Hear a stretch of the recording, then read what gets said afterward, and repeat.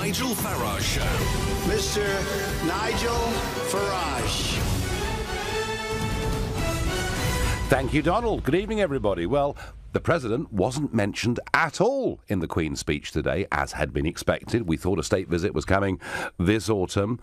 And, well, what a day it was. I'd said to you yesterday that it would be the most extraordinary spectacle, that the eyes of the world would be on the state carriage as it made its way to the Sovereign's entrance, and I couldn't have been more wrong. Because for the first time since 1974, the whole pomp and circumstance element of the Queen's speech was considerably toned down. She didn't even wear the robes that she normally does. So it was a very, very much reduced and toned down Queen's speech in that way.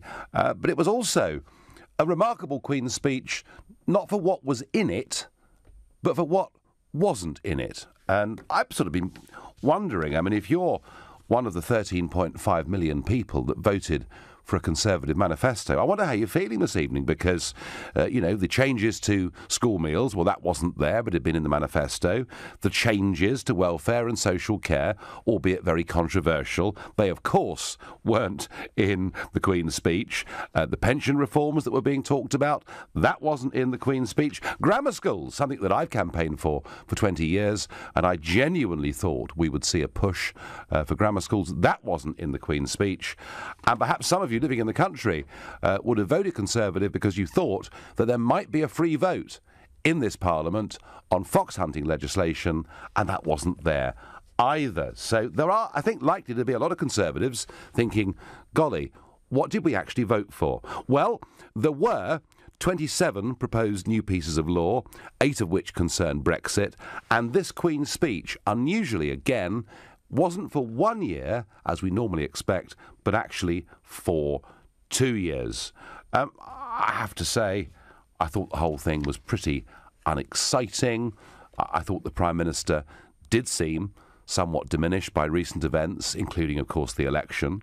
Perhaps the highlight of the whole thing, as Black Rod summoned the House of Commons to go across to the Peers' chamber to listen to the monarch, perhaps the highlight came from the veteran, beast of Bolsover, Dennis Skinner, who said, we better get a move on. The first race at Ascot starts at 2:30, which I think was certainly the most humorous part of it.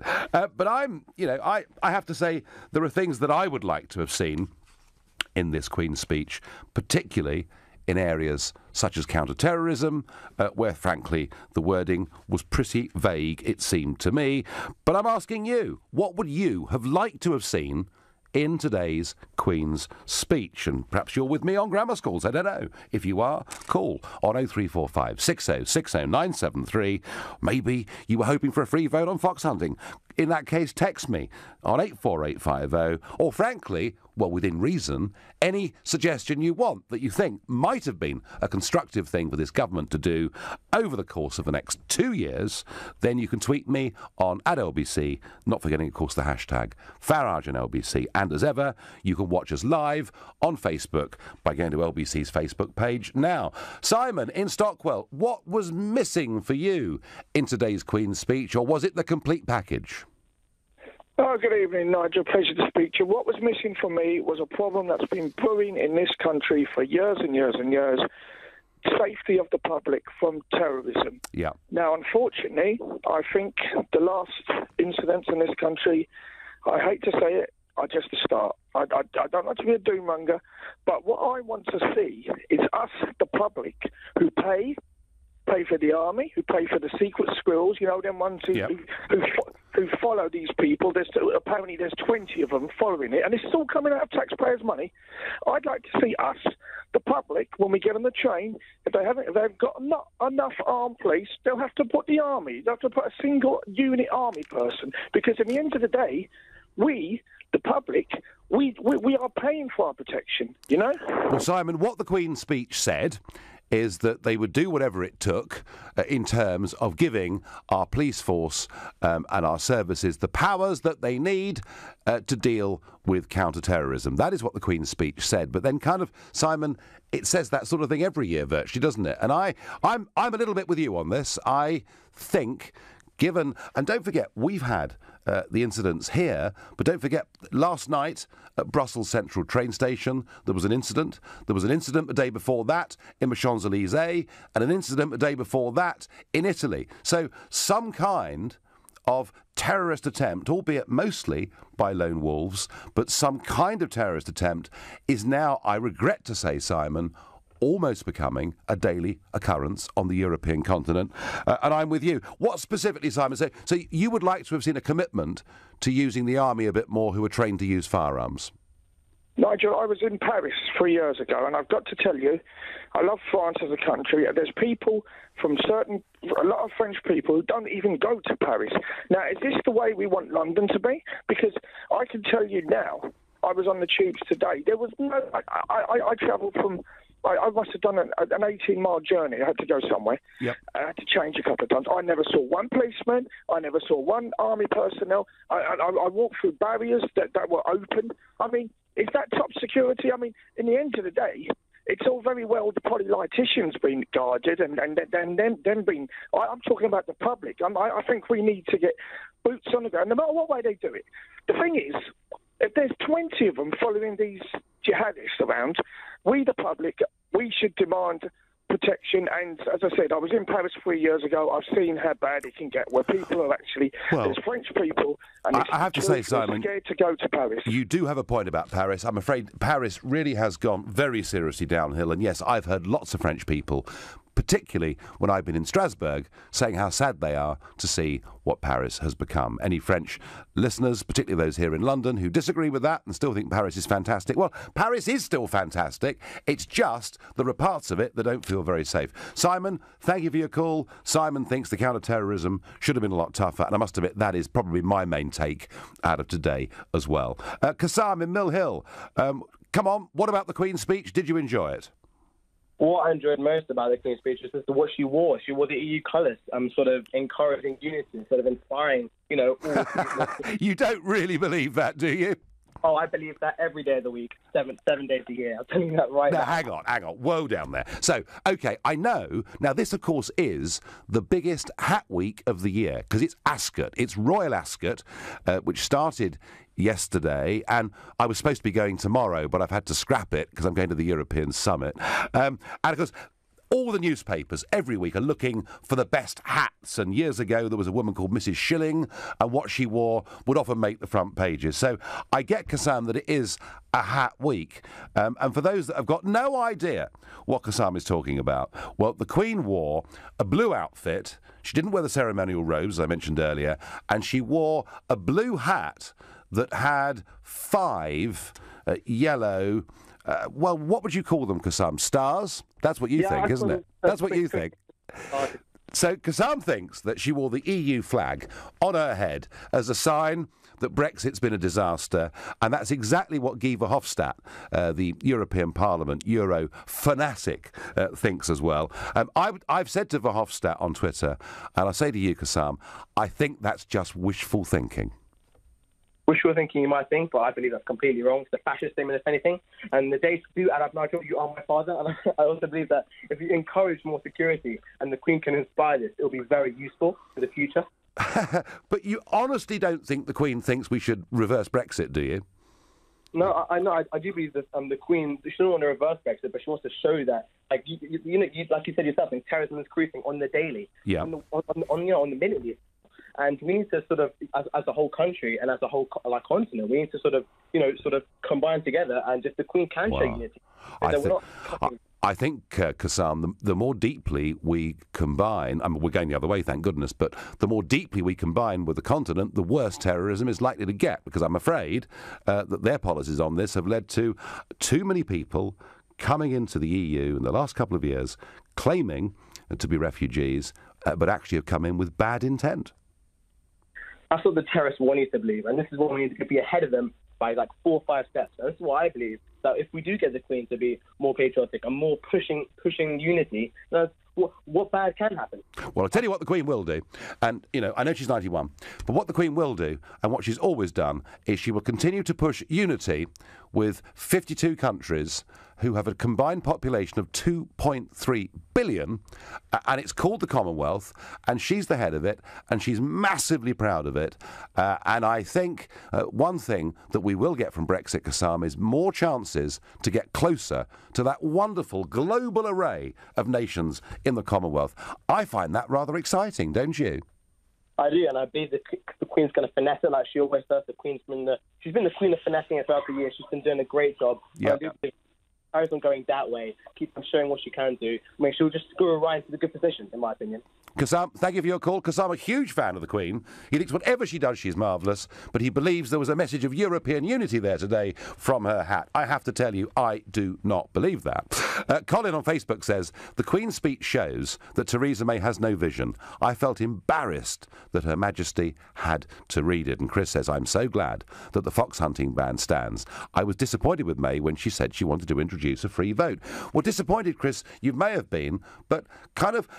I asked this a couple of weeks ago. Is there any point now to manifestos? I mean, I never in my life can I think of a general election manifesto, some of which was broken even before the election, and the whole point of a Queen's speech is to take that manifesto and to lay it out in terms of a legislative agenda, and it clearly hasn't happened. Must be a lot of very disappointed Conservative voters out there, that's all I can say. Right now, you're listening to the Nigel Farage Show, exclusively on LBC, and it's 7:15.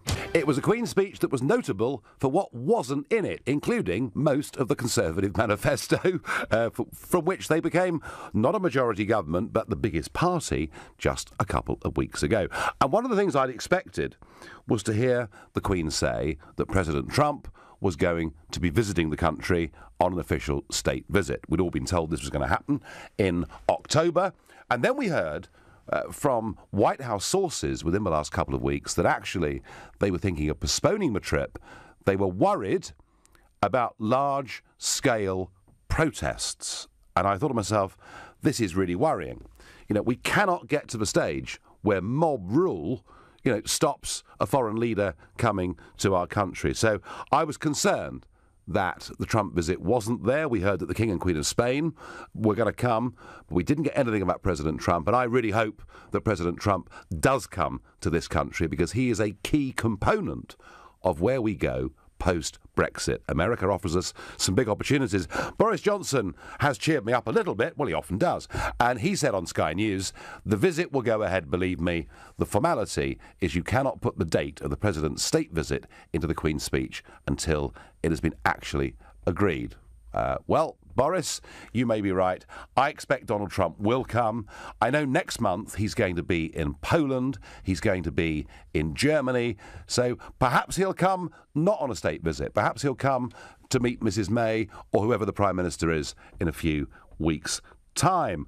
But I'm asking you, what would you like to have seen in this Queen's speech? Because frankly, other than a lot of bills about Brexit, which is pretty natural given the next 2 years, there wasn't really very much inspiring there. Jason in Hornchurch, what would you like to have seen? Hello, Nigel. A pleasure to speak to you. Good evening. I would like to have seen both of your full guns blazing for fracking.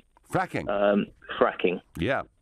Basically, the energy security that this country now needs, rather than relying on basically untested nuclear technology, which is what they do in the Hinkley Point, throwing billions at it. Effectively, look what it's done for America. It's done amazing things effectively for their manufacturing, as in lowering their energy costs. The Boland Shale in the north of England is 10 times the thickness of the Marcellus Shale in the US. By all geologists, the shale, basically, it's mostly all over England. Unlucky Sturgeon, it's not in Scotland. But it's world class. It's absolutely world class. And it's we've been lucky through our geology that we've had coal, and now we've got shale, and we should be utilising it. But Jason, in the last few weeks, there's been a pretty strong campaign saying that wind energy is now providing wonderful things for our energy needs. Are you telling me that you're sceptical about that? Just a little bit. Right. Very often, because when I had to go around, you never actually see them blowing, or they seem to be on fire or shredding birds. which I don't particularly find particularly environmentally friendly. This is a massive resource, Yep. Right now, with Brexit, we need to be all guns blazing on what we've got. We've got a huge resource, a natural resource. We should be doing that. We should be going to hell ever for things like Skylon, which is the child of hot oil, which would, a plane that will get you from London to Sydney in 3 hours. These are the sort of things. Okay, maybe that's going a little bit too far for this conversation now. But Jason, you're basically saying there's a lack of vision on energy, and we're looking at a gift horse in the mouth given the Boland shale gas resources. Yeah. Exactly, and it's not just the Boland, down in the Weald Basin, it's all over in Wales. There is a huge, huge resource that we are just not tapping into, and probably the Americans must think we're mad. Well, there's been a very effective PR campaign against fracking, hasn't there? And a lot of people, Jason, in this country are very concerned about what fracking might do to their district. Yes, but it has been proved in America. A lot of these videos that you saw like flames coming out of taps and that they were completely false. And very often these places that had this problem for all time, from the point that they actually had a tap going, purely because of the geology actually of that particular area, particularly in Pennsylvania. As I say, it's just this, we have really got to utilise what we've got. If we're going to survive, because there's no doubt about it, the French and the Germans are going to try and hurt us. A million miles. That's what they're going to do. I thought they were our allies and our friends. Yes. I mean, the French and German people are lovely people. Unfortunately, the people that have voted from France, and particularly the people that want Germany, have always hated us. And it's the way. Jason, thank you. But a very heartfelt pledge there from Jason that we need to get real on energy, to start fracking, to start bringing down prices, to start giving us... I think what Jason means is he wants us to have a competitive advantage over the rest of the EU. Burkhan in Sidcup, what was missing in today's Queen's speech for you? May's resignation. Right. Well, I think, to be honest, they had to sort of get the government going, didn't they? So that wasn't going to happen today. But what's wrong? Come on, what's wrong with Prime Minister May, Burkhan? Well, first things first, before I get started, I just want to say I told you so. Because I rang you a few times and I told you she was obviously trying to lose this election. Everyone says she didn't lose the election. Basically, she's in power, but she's powerless. So let's get that straight. Yes. Second of all, what your last caller said. Now, I'm a big innovator in energy, but I'm not the sort of energy he wants to do. I'm more into wind and solar energy. And I think China right now are doing such a great job. They're going to be running the world soon with it. I mean, taking us out with Trump especially taking America out of the Paris Agreement. I think China now is leading the world in electrical and wind and solar energy. But Burkhan, it all sounds lovely until you realise that with wind energy, there is massive, huge, vast taxpayer subsidy. Maybe so, but to be honest, the real reason why people don't want to go solar and wind is because the bankers can't put it on the market. So they can't do it per barrel or per whatever they do with the oil and other Look, I tell you what, Burkhan, I think with wind energy and with renewables, forget the bankers, I think what you've seen with that is one of the greatest transfers of money from poor people to rich people that we've seen in our lifetimes. Landowners earning thousands of pounds a week or even a day in some cases, for simply siting these wind turbines on their land. And who's paying? All of us, through energy bills, domestic energy bills, that by 2020 will be 20% higher than they should be because we're giving money to the rich. How does that economically make sense? Well, you sort of just nailed the head on the argument there. So, but what I can say is maybe it can help us with that. Instead of paying people that own the land, the government should buy the land. And instead of us paying X amount of money to energy companies or making extortionate fees, maybe we should put it towards the government who can make the money and pay off the deficit. Well, maybe. I mean, Burkhan, you were right. You did see, before the election, that she was in trouble. What else would you like to have seen in this Queen's speech, barring her resignation? Well, I think me and you both want to see that. But one thing I would like to see is, actually, I just don't want to see anything but her gone, to be honest. I really think she's weak. I think she's cowardly. I think she's hanging on to power like Sylvester Stallone in Cliffhanger. And I just don't believe she should be there. She just doesn't look like she wants to be there. I have to say, she did not look a very happy bunny today, did she? No, I agree with you. Birkin, as ever, hugely entertaining, and I thank you. The Queen's speech. I wanted to hear fair deal for those who have done the right things all their lives. Josie, ex-teacher, robbed of state pension for 6 years, unacceptable waiting times for cancer ops, and chemo. I have to say, you are not alone, Josie. A lot of women feel like that, particularly given what happened on their pensions. Hi, Nigel. I would like to have seen a reduction in the foreign aid budget to put back into our essential services, says Val. Val, I suspect that would pick up quite a lot of support. Glad to see she dropped her plan to reverse the Hunting Act. Well, I think, Mark, in Oxford, the point about that is that she was talking about having a free vote in Parliament as opposed to it being, a conservative policy upon which people would have been whipped. Kathy thinks that the Queen's speech should have included trying to put morals and standards back into our society. Can't run a government on economics only. John, in Northampton, do you think was it a complete package for you or not? Well, the whole thing is not a complete package. It's a waste of time, if you ask me. This government altogether, I think we're just heading down a completely, an alleyway of uncertainty, which only ends with a very bad ending. But either way, we keep going. But I mean, people like you, Nigel, you guys must be fairly intelligent to get to the positions that you've got. Oh, not necessarily, John. No, but go on. Well, I'd assume not. If you can't call it intelligence, I would have thought you've had enough exposure to understand the way the world works. Because the way I see the world is, you just got a whole lot of injustice, and we keep talking about, the threat of ISIS, the threat of Al Qaeda, the threat of this, the threat of that. Do people not understand that there is a war? And there has been a war in the Middle East for the past 50 years. Yeah, go on. If there's a war in the Middle East, that means there's going to be people from the Middle East that hate the Western world. And I think the million-dollar question is, are those wars in the Middle East necessary? And I think the answer is no. Well, I think, John, I think that the Iraq War was perhaps a bit of a turning point with this, wasn't it? To me, it was a disgrace. It's an absolute disgrace, and you've got 1.5 million people dead, at least. For what? Well, yeah, but we can't turn the clock back on that. I mean, what could the Queen have said on behalf of the government today that might have improved any of that? No, well, we can talk about our own foreign policy and how we treat people. I mean, we've got look at the fire in London now, the Tower Block. Mm-hmm. It's not about a Tower Block. It's how people are being treated. It's how poor people in this world are being treated. Right, so you would like to have heard more from the Queen about injustice in society and in the world, yeah? No, I'd like to hear about foreign policy and how we stop.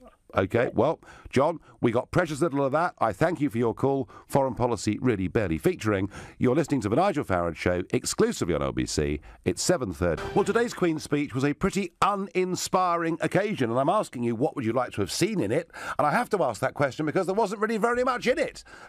Quite a few bills about Brexit, obviously, because that will be very important over the course of the next few years. Vast chunks of the Tory manifesto not appearing at all. I was disappointed that the commitment to grammar schools had been dropped. I was very disappointed not to see some stronger measures and language about counter-terrorism, which I think is very, very important. But generally, not one of you, not a single one of you has phoned in, texted, tweeted, or Facebook messaged to say you think it actually was a terrific Queen's speech and this government has got off to a rip-roaring start. 0345 6060 973 if you think today's Queen's speech got it about right. Alexander in Sheffield, what would you like to have seen in this Queen's speech? And good evening. Hi, Nigel. Pleasure to speak to you. Well, I've been listening to the show and I have to say, was we expecting anything less from this Queen's speech? I mean, the manifesto was probably the worst Conservative manifesto that has been published in my lifetime. Mm-hmm. It is comparable to Foot's election manifesto in 1983. I mean, it was awful. She abandoned the ideal of home ownership. So I was happy she included the promise to bring back grammars, but that's been completely abandoned. But that's been shredded, Alexander, isn't it? It has. I mean, this Conservative government, really, can it call itself Conservative when it is really a Blairite, a blue Blairite government in disguise? I mean, there was nothing Conservative about the Queen's speech that was written today. Do you know what? It's funny you say that, because I think on the Tory backbenches there are quite a lot of mutterings going on. Are we really a Conservative party at all? So there is a lot of that going on. I mean, how long do you think? I mean, do you think she's going to survive as Prime Minister? Well, it's funny that you say that, Nigel, because I've been hearing a lot of mumblings with the local membership and the Conservative voters that I am quite familiar with. I think that... So let's just get this straight, Alexander. You're an activist in the Conservative Party, are you? Well, I am a member, yes, and a voter, but I don't really get involved in the activism. All right. But I am quite familiar with groups within the party, and I feel like she will stay in for Brexit. But once the Brexit negotiations are over with, I think that she'll be out the front door. Right. Alexander, a disappointed Conservative, thank you. I think there are going to be quite a lot of those out there somehow. Alison says, Nigel, I would like to have seen the return of grammar schools. Their standard of tuition brought out the best in pupils at all levels. Maybe the Queen knows something, that the 5 stars on her represent the 5 founder members of the EU. This time next year, they will be the only ones left. It wasn't 5 founder members, it was 6. Anyway, there we are. People having fun with the Queen's hat today. Laura in Cromer, what was missing, or was it brilliant?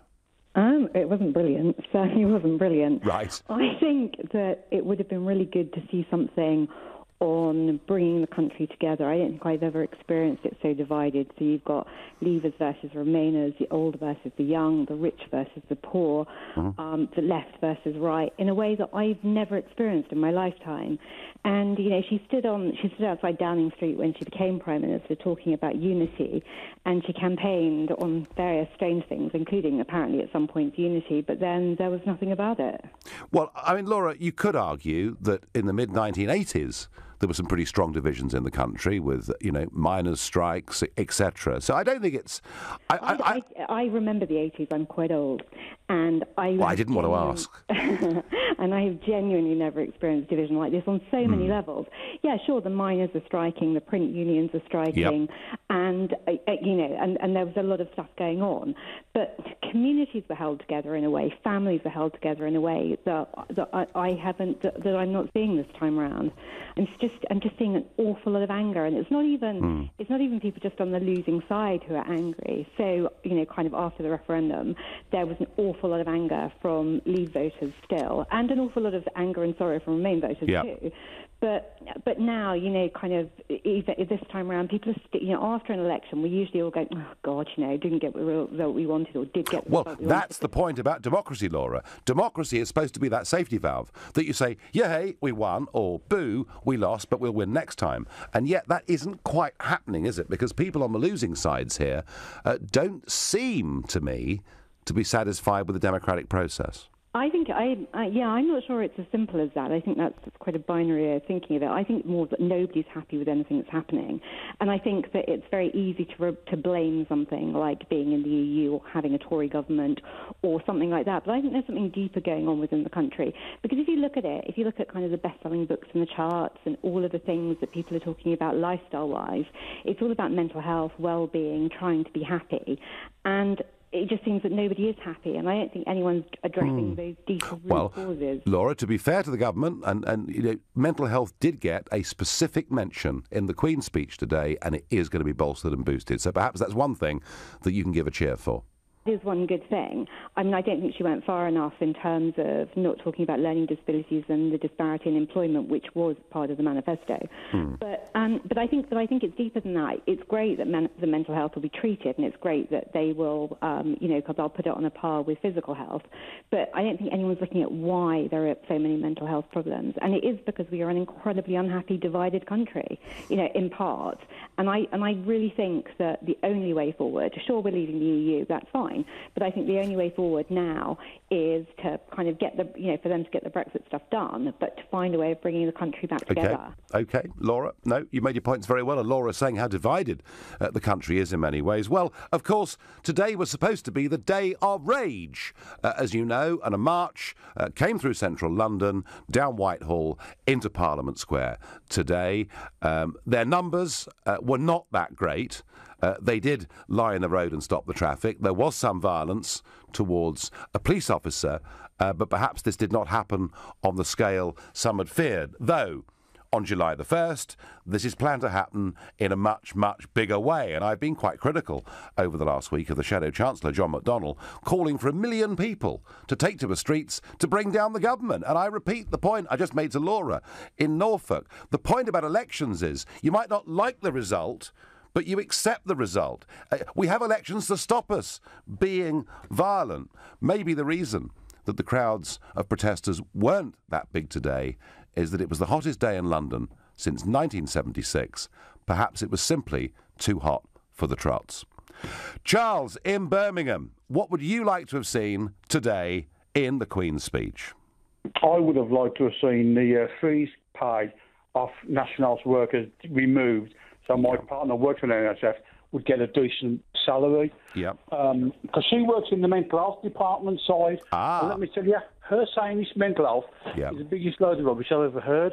Because my partner's just finished a 6-week course, and she's just finished her exams, so she can take blood, so they don't have to pay the nurses to come in and take it, and she doesn't get any extra money. And that's what they do in these places. They cut staff, but other people have to take the courses so they can replace them for nothing. Well, what do we do, Charles? Do we just keep pumping money into the NHS? No, what I'd like to see the foreign aid budget completely gone for 2 years. Right. And all the debt we've done, all these hospitals on high finance, pay them completely off. Yeah. Get rid of all the finance on all the hospitals. Do you mean free up all the money? By that you mean these dreaded PFI deals that were done in the late 1990s, yeah? Yes, so then the hospitals are not using some of their budget to finance all this finance, which is what happens. That's what people don't understand in NHS. All these super hospitals, like we've got them in Birmingham, are having to pay for finance to keep up, to pay all the payments. I know, I'm aware of this. I've spoken to hospital trusts and they've said to me that this debt overhang from PFI is a massive, massive problem. And is your partner, Charles... 30-30. Is your partner, Charles, optimistic that at least mental health, was flagged up today as something that is going to get more resources? As she said to me, she's heard it all before and she'll always hear it, but nothing ever happens. All that happens is that, as I say, different people on different courses and they cut. She'll tell you, in January, they couldn't find a bed in Birmingham, and the nearest bed for this person was in Wales. They had to take them by ambulance to Wales. Can't be good. Charles, thank you for your call. Charles, pretty cynical, but really not much was done there for the health service at all. Roger on Facebook agrees. Dennis Skinner got it right, that they've got to get the skates on. The first race is at 2:30. Skinner coming out with some top marks, I think, for today. And Jay says, people in this country need to be looked after, but sending endless amounts of foreign aid, particularly to rich nations, is wrong. A point just made by our last caller. There was a very strong commitment, folks, in today's Queen's speech that we will keep the foreign aid budget at 0.7% of our economy, just as David Cameron took us to in the first place. Right now, you're listening to a Nigel Farage show exclusively on LBC, and it's 7:45. Well, the Queen's speech is not getting much positive reaction, and I've been putting out a big plea. Please tell me there was something good about the Queen's speech. And Tim in Lewisham says, I think you'll find there are a lot of very relieved Conservative voters out there. No dementia tax. Well, that's possibly true. Oh, and I like this one. Nigel, I think it was a great Queen's speech, and there is hope for me yet. Jeremy in Islington, very good. OK, and as usual, on Trump, I'm getting zero support, which is exactly what I would expect. It's not the mob rule delaying Trump's visit, Nigel. It's his own thin skin, says Simon. And Phil says, protesting is not mob rule, it is a right. It sums up Trump's insecurity. He doesn't like to hear that people don't like him. Phil, I think he's got a pretty good idea of that already, and I'm not sure he's that bothered.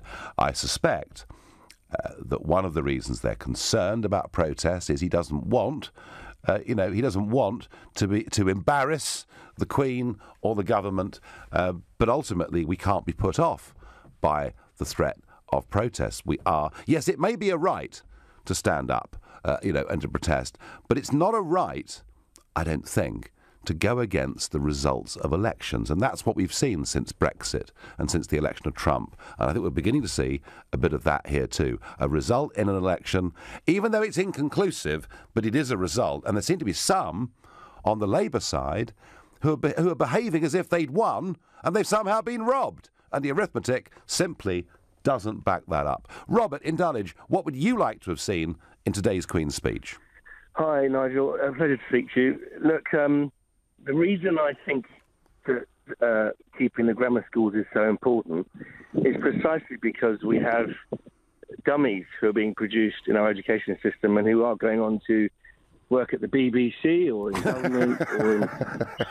Right. No, I mean, like you say, they don't understand that they've actually lost an election. They don't understand that when you undermine democracy and you turn your country into a banana republic, then you are going to be in a much worse state. You may not like a result, but you should respect that result. Now, we in the 60s in this country, we moved away from the sciences and we went on the humanities, my boy, and everyone in Whitehall was a humanities or a PPE. And of course, we all forgot that it was the Victorian engineers who built this country and made it great, X, Y, Z. Look, in Singapore, they are number one in mathematics. Their children are as good as our kids at 16 when they're 13 years old. Do you know, Robert? I met a couple of years ago. I met an American called Jim Rogers. He's a multi-billionaire, I know. Phenomenally successful, and makes big predictions about the global economy. And he'd moved to Singapore and had set up home there. And I was chatting with him over a cup of tea, and he said, my daughter is 14. And she comes home from school in Singapore, and I can't help her with the homework because it's too advanced for me. So that was the endorsement I got for the Singaporean education system. I was in the market for 23 years. I am actually studying to get my PGC as a teacher, and I'm going to go to Singapore because I look at a country that, I mean, everyone's moaning about public services and resources, and it's desperate. I actually spent a year as a teacher a few years ago. Every public service is under strain. The police, the teachers, the nurses, the doctors. But the one thing you're not allowed to talk about is the number of increased demand, the number of increased people who have come to this country. Sure. We can't debate that. I'm half Caribbean, right? Yep. And I get called racist if I bring it up. Do you know, Robert, I've tried. I remember the leaders' debate I did back in my 2015 general election. We talked about housing. And they all said, we're not building enough houses. And by the way, houses barely got mentioned today in the Queen's speech. We're not building enough houses. And I said, well, it's very difficult to build enough houses if, because of open-door immigration, you haven't got a clue what your population's going to be. And I mean, I was shouted down, Robert, for what I thought was logic. But back to the Queen's speech and the point, do you think that the introduction, the opening up of more grammar schools across this country would have been a good thing? I absolutely think so. And I tell you, it's not just because I think it would lift standards in those schools, but I think it would lift them across the board. And I know you're under time pressure, but I'll tell you very quickly why. Go on. British educationalists have got the government over a barrel, and they are so left-wing, it's unbelievable. They ignore the results of our slide in the international rankings. 22 years in a row we've gone down compared to other countries. And what would happen with the grammar schools, we would show that there is another way to do this, a better way. Robert, what is our current global ranking on education? Well, we're number 27 in maths. We're below Romania. Wow. Well, Robert, you've made your points beautifully. You've had lots of time. I thank you very much indeed. Foreign aid should be scrapped, screams a text that I get. Jean says on Facebook, ID cards for all, an end to postal votes except for the elderly and disabled, proportional representation, deport non-patriots. See, Jean, that was all quite logical until we got to that last point. People are allowed not to be patriotic, are they not? Now, I'm going to ask Edward in St Albans. Edward, come on, I must have a caller who thinks today was a great success. Well, first off, thanks for having me on the show again. 3 straight days, putting St Albans on the map. You're doing very well. I don't know how, but you are. Thank you. And I was going to say that I'm not going to agree with that. I'm going to say it was a really bad Queen's speech because it just failed democracy. It was against what people voted, and it was sort of an unfair interpretation of the manifesto. Well, that's not the Queen's fault, is it? That's Theresa May's fault. No, of course I'm not blaming the Queen, but, you know, it's the Queen's speech written by Theresa May, and a lot of the things that were in that manifesto just weren't mentioned. Like, if I just loved killing foxes, and it was, like, one of my favourite things, and I sat watching the election result, fox in hand, thinking, I'm going to be able to kill this the second the Conservatives get, you know, a mandate, and then suddenly now, my main interest has just been lost, because now that the fox hunting ban is not going to be repealed, and what I voted for is just irrelevant. Well, I don't think the fox hunting bill was going to be repealed anyway. The point was she was going to put it to a free vote. But, Edward, she's dropped vast amounts of the manifesto, and I think you're right. What is the point of voting for manifestos if within a couple of weeks they've half disappeared? Edward, I thank you. Malcolm says to me on text, we need reminding that we are the greatest nation in the world, past, present and future, and you are correct about the Commonwealth. Keith in Bristol. Keith, do you think she got the balance of the speech right, given that many things like dementia tax were a disaster during the campaign? Keith's gone. I'll go to Michael in Hampton. Michael, are you there? Yes, I am. In sunny Hampton. Yeah, well, hello, sunny Hampton. Now, Michael, tell me, what should have been in this Queen's speech? Well, what I think is that I always thought the manifestos were a wish list anyway, and if you put too much stuff in there, you don't do most of it. In my view, the most important thing, and I'm sure you'll agree, is to get Brexit right. To devote all of the time, the civil servants and the government, to getting that right. Once you've got that right, then you can look at the other things. Well, that's my view. I'm sure. And on that basis, Michael, given of the 27 proposed bills for the next 2 years, 8 of them were about Brexit. You could argue that Brexit was front and centre, yes. Yes, that's what we want. Right. Otherwise, that's the most important thing. The others, fox hunting, grammar schools, are important to some people, but to you particularly, I'm sure you're very pleased that Brexit is front and center, and then there's no excuse. They can devote all this time to it, so they've got to get it right. Well, Michael, I'm pleased you've raised that. I think the Brexit stuff in the Queen's speech, I mean, there was one wishy-washy line about putting together a consensus on Brexit. Well, if you put together a consensus of people in Parliament, there won't be Brexit at all. But generally, Michael, the bills they're proposing, it sounds encouraging. I would agree with you. Thank you. Yeah, I know that because I'm a UKIP boy. I came to see you in Gravesend, so I'm not a great supporter of Mrs. May. No, but but from what you fought for, and what everybody else voted for, 78% of the people wanted immigration. Yeah. And this will cover that if Brexit is done properly. If Brexit is done properly, and if we got the guts to do the right things afterwards. Michael, I thank you. Keith in Bristol, you're back. You've got 40 seconds to make your point, Keith. What should have happened today in the Queen's speech? I'll be very quick now. I don't really want to speak about that. Go on. I come from. I want to go back to the referendum night. I've been trying to speak to you ever since then. Right. Well, you're on now, Keith. You've got 30 seconds. I want to take you back to just after when you said, when you thought you were going to lose this referendum, you said we'd have to have another referendum. No, I didn't. And yes, you did. No, I didn't. I heard you. I actually heard you. No, you didn't. No, you yes, didn't. I did. No, I want to ask you. You didn't. Yes, Keith, sorry, matey, that you're talking about an article that appeared in the Daily Mirror when I said there'll be some, particularly some in the Conservative Party, who would not accept the result, but the chances of us getting a second referendum are about 0 because Parliament bitterly regrets having given us this opportunity. Keith, I'm sorry it was short, but also, to be fair, Keith, it wasn't to the point. But when we do, one, on whether there should be a second referendum, call and we'll put you straight on. OK, my final thought on this is I would like to have seen much more on counter-terrorism, not just vague words. A small cut in the foreign aid budget could lead us to being able to arm our 120,000 police officers, at least with tasers. Had that police officer on London Bridge had a taser, he'd have stopped the three of them in their tracks and Borough Market wouldn't have happened. That's what I'd like to have seen. You've been listening to the Nigel Farage Show here on LBC. I'm back tomorrow from 7. Coming up at 10, it's Ian Collins, but up next, it's Clive Bull.